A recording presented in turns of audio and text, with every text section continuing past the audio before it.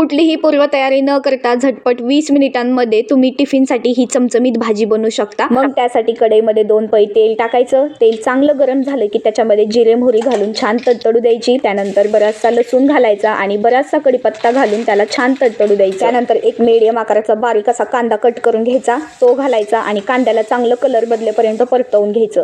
कांदा चांगला कलर बदलायला लागला की त्यानंतर लगेचच एक अर्ध टोमॅटो यामध्ये कापून घालायचं बारीक असं। ही चांगलं असं परतवून घ्यायचं कांद्यामध्ये। कांदा टोमॅटो चांगला रंगावर परतून झाल्यानंतर आता याला कुणी घेवडा बोलतं तर कुणी वालाच्या शेंगा, आमच्या इकडे वालाच्या शेंगाच बोलतात, त्या घालून घ्यायच्या। त्यानंतर चवीपुरतं मीठ घालायचं आणि चांगलं आलटीपलटी करून घ्यायचं आणि याला साधारण 5 ते 7 मिनिटे वाफवून घ्यायचं आहे। झाकण ठेवून देते आणि 5 मिनिटं वाफवून घेते। 5 मिनिटांनंतर पाहू शकता ह्या शेंगा चांगल्या अशा आतमध्ये मीठ टाकल्यामुळं वाफवलेल्या आहेत आणि शिजलेल्या पण आहेत। तर चांगलं आता मिक्स करून घ्यायचं आणि याच्यामध्ये काही घरचे मसाले घालून घ्यायचे।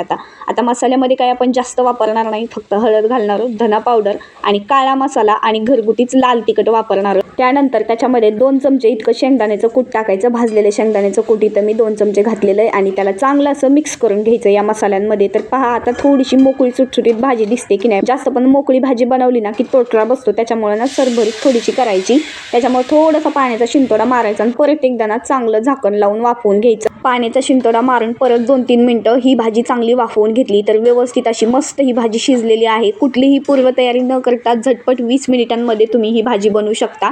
तर रेसिपी कशी वाटली नक्की कमेंट करा आणि तुम्ही घेवडा किंवा मग वालाच्या शेंगाची भाजी नेमकी कशी बनवता, टिफिनसाठी मोकळी बनवता, पातळ बनवता किंवा सरभरीत बनवता, कमेंट करा। आवडली असेल तर लाईक, शेअर आणि सबस्क्राईब करा। धन्यवाद।